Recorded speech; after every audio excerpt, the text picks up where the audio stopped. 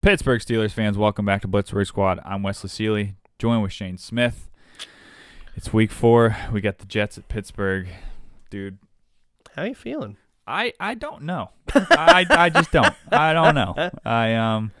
I'd like to say confident. We should come out into this one at home again for the second time this year. After that horrible loss against the Cleveland Browns on Thursday night, actually kind of an embarrassment on Thursday night. Especially that last play. I would like to say confident. Yeah, especially after the last play. I would like to say confident in this matchup against the Jets at our home stadium, but I just don't know. I'm just on the fence. What about you? How are you feeling about this game? The more I look at it, the less confident I feel. Good. That's what we like to hear. It's like I'm like, oh, it's the Jets. It's Joe Flacco. They haven't looked good. We're actually projected to win, like 67% of the time. Like, that's pretty good. And then you start looking at the stats and you start going down and you're like, oh, man. Like, that's not good. It's not good at all. Jets are outperforming us And on all categories. They really are. And hey, look at it this way. Jets beat the Browns. The Browns beat us. The Jets will smash us. Yeah.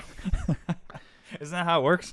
I believe so. I think that's exactly how it works. Oh, man. Yeah, I'm nervous about this one, actually. I don't know what to expect. So let's just dive right flipping into this The matchup. Jets have already played all the AFC North teams. Baltimore, Oh, yeah, they have. Browns, Wow. Bengals, now Now us. How about that? I didn't even think about that or catch that. I was just thinking going down the road, and I was like, wow, Jets have Wow. a Yeah. tough division to play 4 games in a row. Nothing like getting through a whole division in the first 4 games. Yeah. That's crazy. I didn't even think about that. Wow. Wow. Well, okay, so let's dive right into this matchup, man. We're seeming like we're both teeter-tottering on the fence here. So Yeah. I don't know how this is going to go. Just like we start usually every preview, we'll start with our offense. Where do we start with our offense exactly? I don't know. It's literally kind of a open playbook. I don't know where it's at. Yeah, it's tough because we keep saying it. Is it Canada? Is it Trubisky? Is it both? Is it everything combined? And Najee honestly kind of put it to perspective. He gave, as people are saying, a PR answer, but I think it was an appropriate answer, is that they all just need to get on the same page. And he didn't point to one person. He basically said somebody on every play is messing up, whether it's the line, the quarterback, a wide receiver, himself, the offensive coordinator. He's basically saying, listen, none of us are on the same page right now, and we all need to basically just, maybe an only players only meeting would be helpful. I know they say it's kind of bad, horrible. Browns just did that last week, and Browns look did it, how and they worked out. stomped us. So maybe we should think about doing something like that. We've already called out the offensive coordinator and all of that, and granted, maybe it was a little bit warranted, but it's one of those where it's like, what do you do? And the only thing that I keep going back to, and it's not sustainable for a full 60 minutes, run more up-tempo. Mm-hmm. Seems to be working very fine for us when we do it. When Trubisky seems to run up-tempo, it doesn't matter the plays that are played. He seems so much more confident. Yep. He seems like he is very comfortable doing that and running those. And we either drive down the field to get into field goal range very, very efficiently, or we score touchdowns when we do the up-tempo. Mm-hmm. So, again, not the whole time, but if things are stagnant 2 drives in a row, let's run a little bit up-tempo. Yeah. Like, let's just see what it'll do. And stop running the ball every first down. I think the stat is it's like 85% of the time we're running the ball on first down. Oh, man. So you know what's going to happen? 8 or 9 people, and they're like, well, throw it deep on us. Dare ya. Like, run it 4 wide, throw it deep on us, and get us off guard. No, we won't do that. Like, we are such a stagnant, poor-looking offense that it's just, it's what do you do? Where do you go from here? And it's like, I don't know. It was funny. I saw some tweets on Sunday, people joking about the Steelers saying, the Steelers can't hurt me today. because I they was played one Thursday. of those people that posted that on Twitter. It's so true, though. It's been so disheartening to watch our team kind of just keep falling apart and not changing anything to get better. From a Correct. fan's perspective, that's what it seems like. And like you said about like Najee with the like PR response, I heard Chase, a reporter asked Chase if there's really an identity on offense, and he said, no, we really don't have an identity. There's really no identity on this offense as of right now. And he's got a point. Like, we don't know what to expect. We saw a couple good drives against the Patriots. We saw a couple good quarters against the Browns, and then they just fall flatter in their face. You don't know what to expect. You don't know how consistent it will be. You don't know if you'll even see that side at some point. Yep. It's just a weird year to navigate and understand. It's definitely a hard year to navigate through, and it's like we're not using the players how I think we should be. Najee, even though he's got a foot injury, he's more of your power back. He's not going to blow anybody out of the water with his speed, but he's got a lot of power. Why not run Derek Watt in there and kind of have a lead guy, a lead blocker there for him to kind of push somebody out of the way, give him a little bit more confidence to kind of shoot it up the gut a little bit more. Does anybody know why we signed Derek Watt? I mean, I'm just being completely honest. Other than he's TJ's brother. Special teams. Yeah, I mean, And we are way overpaying just for special teams. if I I'm being honestly honest. think you could probably count on your hand how many times we've actually used him in the offense. I think I've seen him like twice this year. Yeah, I mean, It's abysmal. But then I even looked at Chase, and Chase saying there's no identity on offense. There's no identity on how to use him. Chase is 6'4", doesn't not burner speed, but pretty good speed. Yeah. And what was he brought in here for? To catch, to go down the field, heave the ball up, and catch those 50-50 balls and make it more of a 60-40 or 70-30 to where he's catching it more often than not. We use him on end arounds. I'm surprised he's not leading our rushing attempts and rushing yards right now, because that's all we use him for. mm-hmm. It's funny too that you bring up Chase too, because it's funny that like we got Pickens now, and Chase is almost the slot guy. Yeah. And as a slot 6'4", probably 4'4", 4'5" guy, that's a giant. huge mismatch. And yeah, to not utilize him, just go for it. Let's launch it to Chase. Like, we haven't seen that, and it's very weird that we haven't because of that clear mismatch. Do you know how much Aaron Rodgers would love to have a guy like Chase Claypool as his wideout? Well, if he had Chase, they're probably 3-0 this year. I mean, or like you think of all of these other Chase teams. probably has 1,000 yards already. Right. Like, you think of all these other teams that are going through like injuries with their wideouts, or just their wideouts just stink. Like, we've got 3 dudes that can be a starter on any team. oh yeah. And it just, it's to not utilize them to their full potential. It's just sickening, man. And like you said too, with Najee, he's really not the speed elusive back. He's more of the power back. He'll get the yards for you. So why not put Watt in there to lead the way and get some, like, if you're going to play the muscle game, then let's just play the muscle game on first down and shove it right into their face. Yeah, if we're going to run it right, in my opinion. And then you got George. Nobody apparently wants to throw to him. The dude does seem to always be open. I mean, I see every single week, you see a play or 2 or 3 or 4 where, I mean, he's getting frustrated, rightfully so. Maybe he shouldn't be as animated as he is, but that's a young guy working through some stuff. He'll do a curl. He'll be 10 yards from the next guy to where, like, he literally, his footwork is so clean that it looks like he's doing deep. He'll turn, cut on a dime, and be like, boom, ready. Nobody throws it his way to where it's like, okay, that's an easy first down. And it's like, why are you putting him on the field when teams are like, oh, well, I don't know, you've thrown to him 3 times? Like, what? Why? Like, it's so frustrating to watch that. And then, you have Deontay Johnson, who I think is a pretty good route runner. Yeah, he makes some drops that you don't want to see. I swear the guy never goes in the middle of the field. And I feel like when him and Ben were at their prime, he was more of the slot-ish guy, like outside end slot.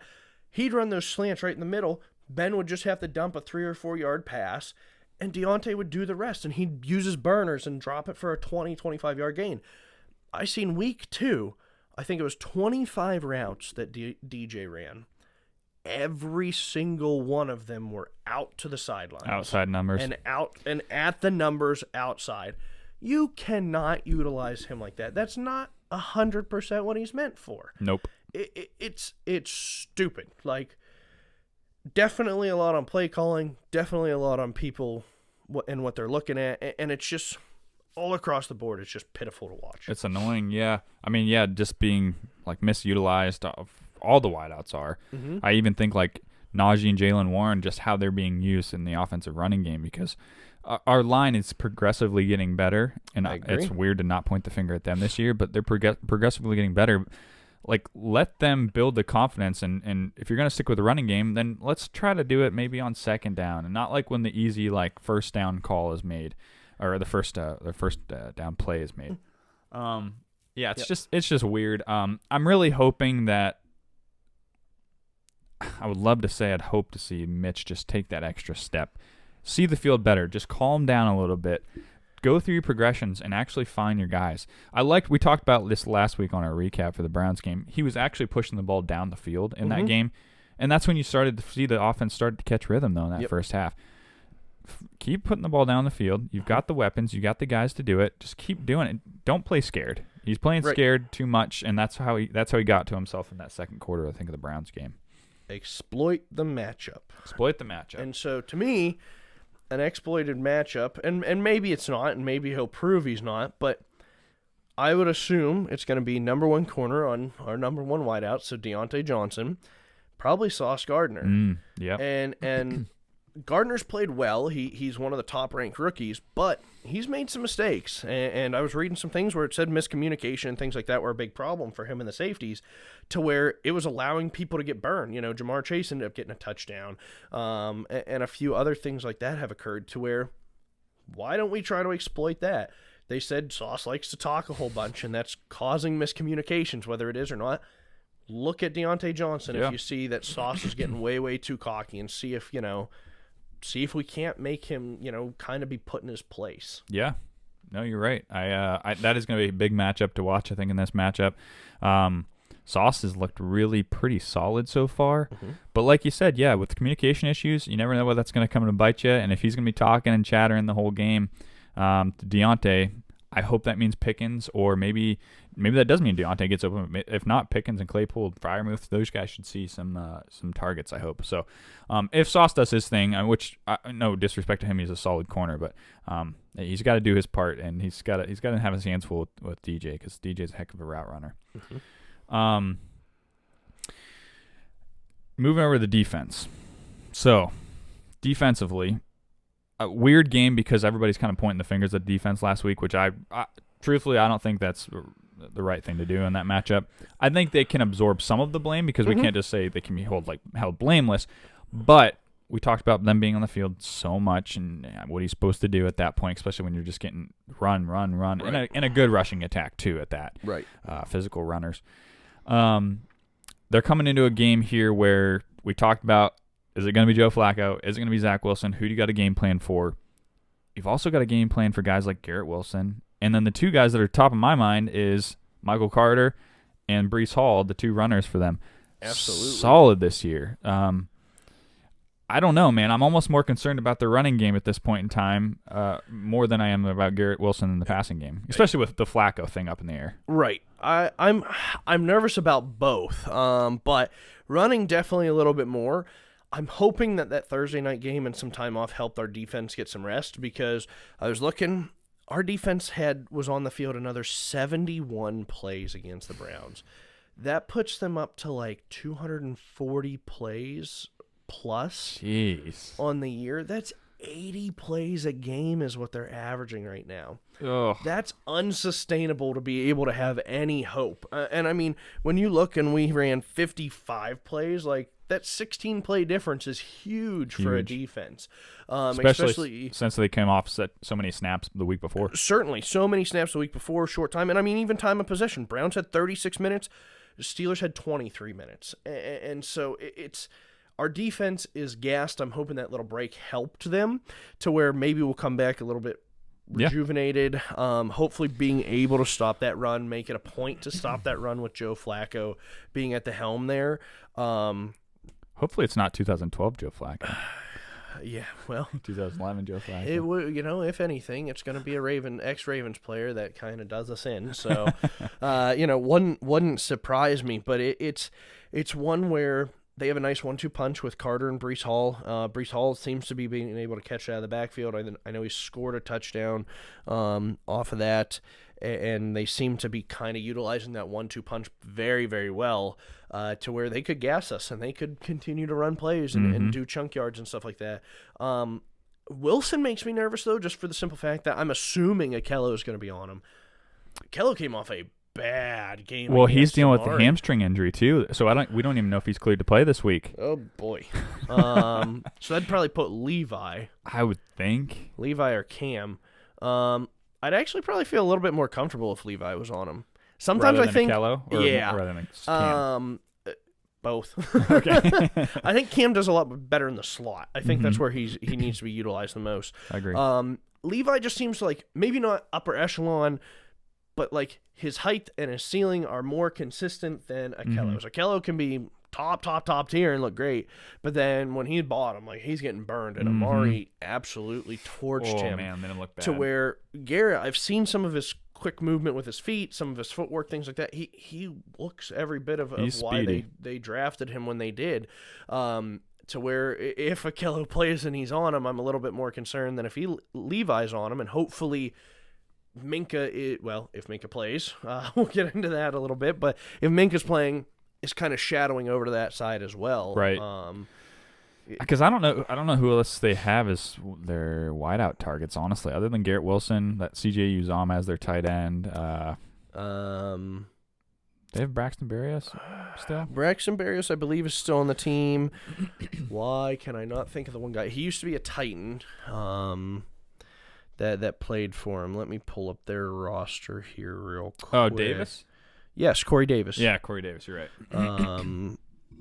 He's on there. He's pretty good. But like you said, Garrett Wilson's the guy that should be scaring us. Like the other guys, I don't know if you can really. Yeah, Eli Moore, I think, is on there. I think that's his name. I believe he was a rookie last year. Oh yeah, Elijah Moore. Elijah Moore, yes. And he seems pretty good too. Yep. To where Jets, for them, kudos. They're making the right things, but for us going into this game, it's kind of like, well, dang, they're making the right plays. Yeah. At least on offense, to where, even with Flacco at the helm, they're averaging 390 yards a game. Like, that's no joke. Still pretty solid. Better than our offense. Joe Flacco's up to almost 1,000 yards throwing. In 3 games, he's averaging over 300 a game. To where, I don't know, Mitch is averaging 175 a game. If that. And so, I mean, their offense is not a joke. They're just not scoring points consistently, to where hopefully our defense is still that bend, don't break, getting some pressure and limiting the superstars. But, I mean, it does seem like they just kind of have a good chunk of superstars they do. There. I was going to say, talking about the two injuries on both sides here too. You brought up Minkah. He's going through concussion protocol. We're going to see if hopefully he clears. Man, we're crossing our fingers he clears to play this game. Right. That's a big one in my mind. Also, George Fant, their tackle, just went on IR. That's going to be a pretty big one on their O-line too. I mean, great tackle, and Highsmith's leading the league in sacks with 4.5. He might have a heyday on that the fill-in tackle there. So that would be great. Those are the two injuries that I'm keeping. I mean, obviously we know that their tackles on IR, but Minkah we're obviously keeping our eye on. But that matchup with Highsmith with whoever the tackle is that's going to be filling in for Fant, it's going to be a matchup probably too. Yeah, stop the run, worry about the pass later, right? Get to Flacco. Hopefully we can generate some pressure too. I'm hoping that's the case because you're still not seeing that. It's kind of 2 games, kind of slowly got a little bit better. Last game at least got some sacks, but still not quite there. Ugly. Yeah. And I know a lot of it has to contribute to all the snaps they're playing too. I mean, when you're just getting worn down, what are you supposed to do? But right. I get that part of it. Come out with a sense of urgency. Yeah. Is the best way to describe it offensively and defensively is come out as if this is the last game you're ever going to play, or if this is a game, a winner, make it seem like it's a playoff game. Because, if we lose this one, there's not a lot of hope for us the rest of the year, if I'm being honest. Yeah. You kind of scrape at the bottom of the barrel there, and it's just you really got to have that sense of urgency. You really have to have that mentality to let's go out there, let's just slaughter these guys. Let's show them our offense can get kicking, our offense can score, and our defense can hold people, and TJ Watt does not define us. Right. I would hope that they're going to come out a little bit hot just because how that last game went. Ugh, it was ugly, man. Okay, last facet, and the only reason we're going to touch on this is because your boy, Jordan Berry, is joining the team again, actually signed on our practice squad as of today. I guess Presley Harvin left with a hip injury, something like that, against against the Browns. Tomlin mentioned it in his press conference this morning, or at around noon today. I don't know what he did to his hip, but I guess some soreness in Harvin's hip. Not going to be starting or not going to be playing most likely. So they signed Berry, your boy. Berry's back on the Steelers, at least the practice squad for now. I would assume, I mean... I hate Jordan Berry. Harvin could clear. I guess he could get to feeling better and play. I hate PH3 right now, too. I do, too. But they haven't rolled him out completely. But your boy Berry... He's going to suck for us.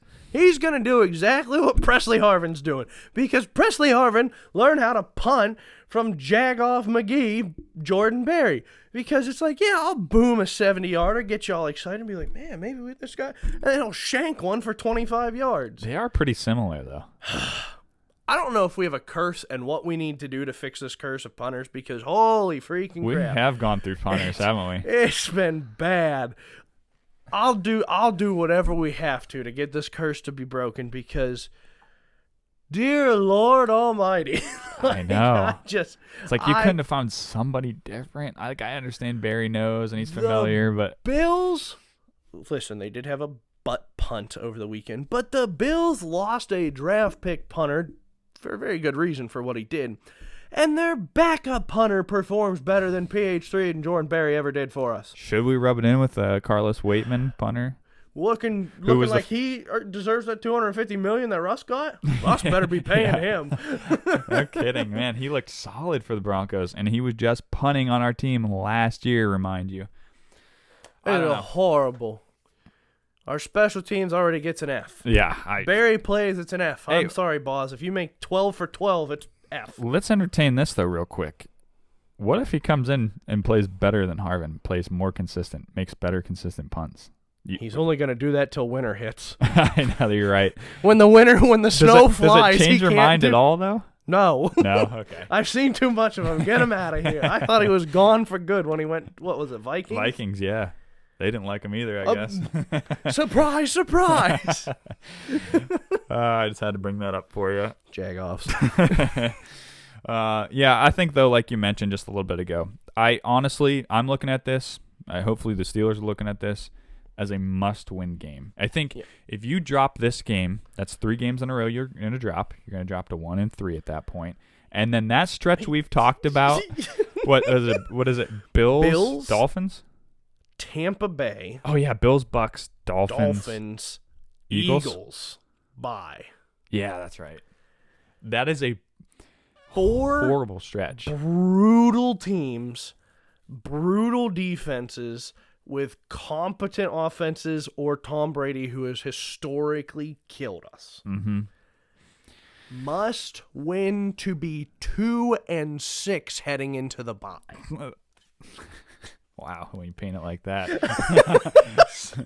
So much to look forward to. Yeah, I mean, it's completely realistic. I mean, I think Steelers fans, along with us, are just down in the dumps after this last performance.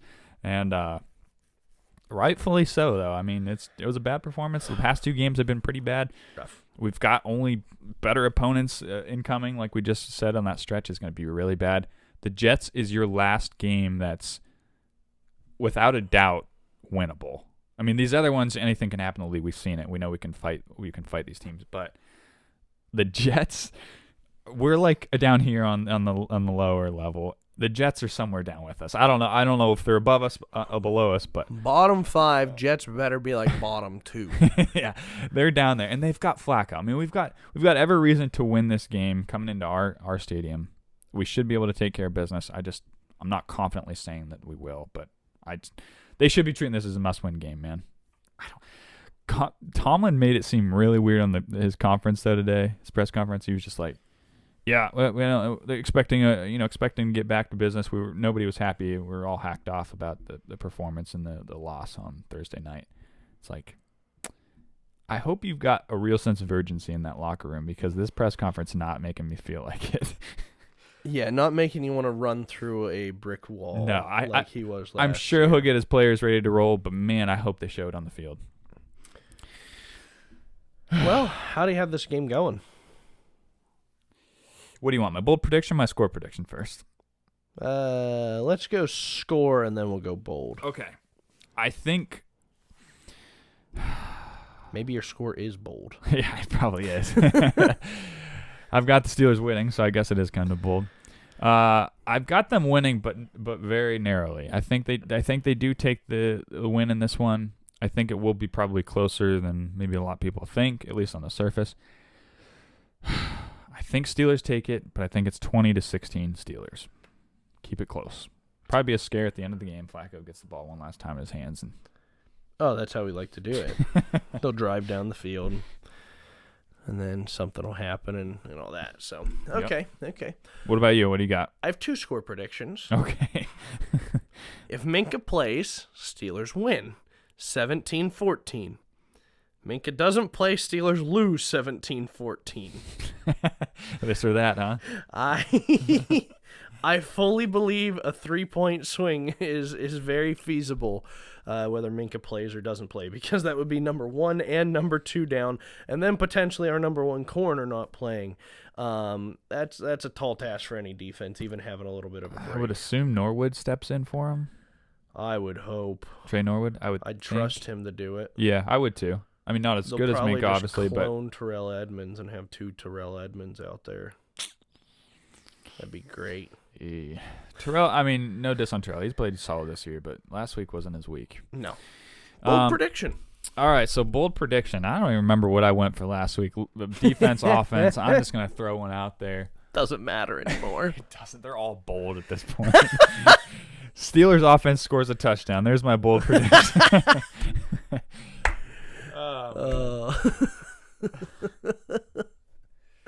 That is bold. I'm actually just going to go with a pretty stupid, simple one. I'm going to say that Steelers actually get 3 20-plus yard completions over the middle of the field. Inside the numbers, middle of the field. Doesn't sound that bold, but with this offense, you know darn right it's bold. I think we had 2 last week, and they were both the Freiermuth at the end of the game. At the end of the game. Yeah. Playing up-tempo. Yep. Strangely enough. Funny that. Yeah, interesting. What do you got for a bold prediction? My bold prediction is Minkah does play, and he gets a pick 6. Let's go. That's how we end up winning 17-14, because our offense can't score more than 14, so we need defensive help to get another score. Sounds like a lot like week 1, huh? Yep. Okay, I like that. I would love that, actually, if Minkah comes out and adds 1 to the interception total. Someone's got to carry the team with TJ not in there, dadgummit. Yeah, that's for Dang. Sure. All right, well, I've got nothing else to add. If not, I'll just keep ranting about this team. I don't want to do that yet. Yeah, not yet. If we lose, we're gonna be at a low point. We're gonna feel like some Browns fans. That is. Except this is one season that we complain about, and the Browns fans had like 40 years of dealing with this. A ton of them. Oh man, that's rough. Wait, we're gonna speak it into existence. We're gonna take this win. We're gonna get this win on Sunday. We're gonna go 6-2. There you go. If we do that, I will literally go buy lottery tickets galore. No, you're gonna go buy Mitch jersey. Actually, maybe Jordan Berry jersey. Oh God, no, no, please no. Oh, okay, fine. All right, I've got nothing else to add. You got anything else to add, man? No, I think that's all. Okay. Thanks for everybody listening, watching, wherever you're at, and as always, go Steelers. Go Steelers.